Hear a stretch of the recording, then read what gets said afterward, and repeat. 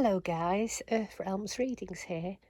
Now I haven't done a video in a long time and I thought I would do one and add it to my Let's Talk About Ghost series because this is a kind of ghost story. And the reason why I'm filming on my Staffordshire Bull Terrier dog is because when I talk about this story you will probably hear him breathing heavily and snoring in the background. We live just outside Glastonbury on a caravan park, and we've been for a walk into Glastonbury today and then round Glastonbury Abbey. So my dog's very tired and wants to sleep, so you will probably hear him breathing heavily and snoring in the background. But dogs are the subject of this ghost story. This is a ghost story that happened to me. And it happened to me about, I would say, approximately 10 years ago. Now, while I was in town, I saw this book secondhand and bought it because I've been intrigued ever since this event happened to me. And black dogs have been seen throughout the length and breadth of the British Isles. In some parts, they may be called black shuck or simply shuck, but most places in Britain have at least a black dog legend. My story, it revolves around when I was working. I used to work as a healthcare worker, a community healthcare worker, where I went out to visit clients. And I tended to work sort of concentrated hours, maybe 2 days on and 3 off, 2 days on and then 7 off. But the 2 days I was in were 12-hour blocks.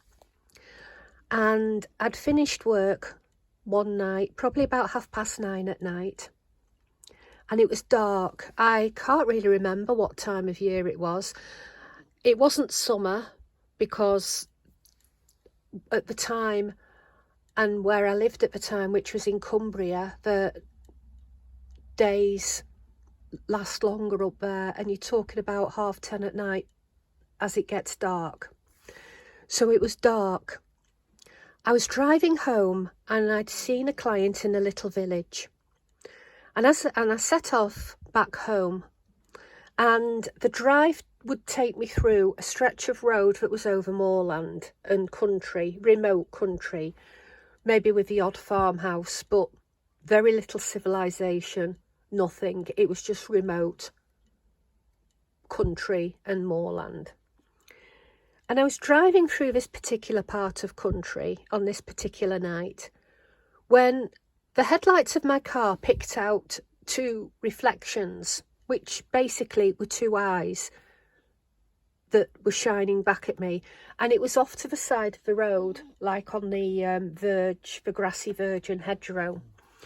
And as my car approached, of course I slowed down. I could see it was a black dog.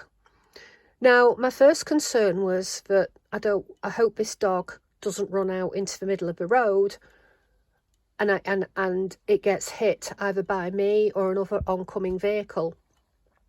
The dog didn't move. It stood by the side of the road, solitary, staring at the car as I drove past. So I slowed my car speed right down, just in case the dog decided to vault across the road, which it didn't. And I took in the shape of this dog. It was large, around about the size of a Labrador or Alsatian. It was that size of dog. It was completely black. There was no sign of any owner with the dog. There was nobody with the dog. It was completely alone. It was in the middle of nowhere, and it was deep countryside. The dog didn't have a harness on, nor did it have a collar. And it just stayed by the side of the road.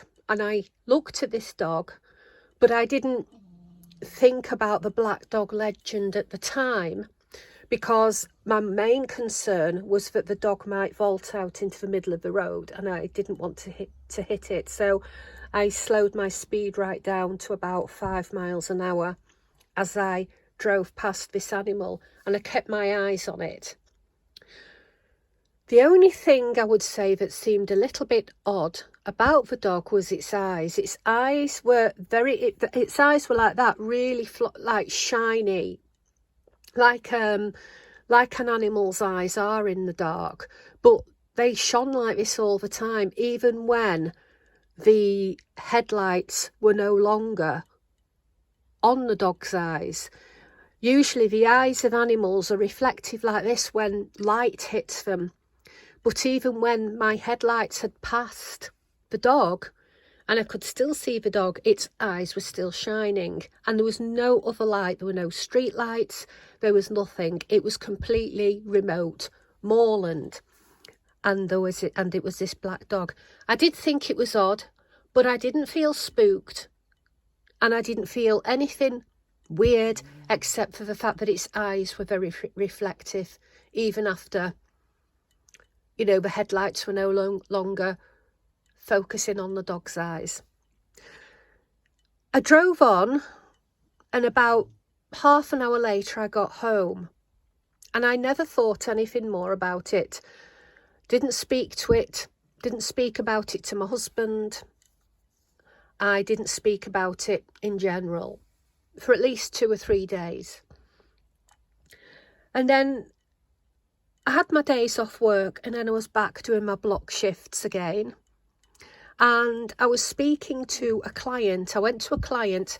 Now, this client lived in a remote area, but it was a completely different direction to where I'd seen the black dog. It was somewhere else. And this client, she was elderly.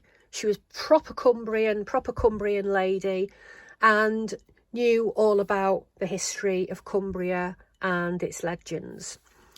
And I was telling her that there might be, I said, I think there's a stray dog knocking about the countryside, and I told her where it was near and what part of the road was, where the road was. And she told me that there was a legend, and that in that area there was a black dog that was a ghostly black dog. And she said that people have seen it. And she said to me, I don't want to alarm you, but there is a legend about a black dog that runs along that stretch of road and haunts that moorland. So I said, my concern was that I might run the dog over.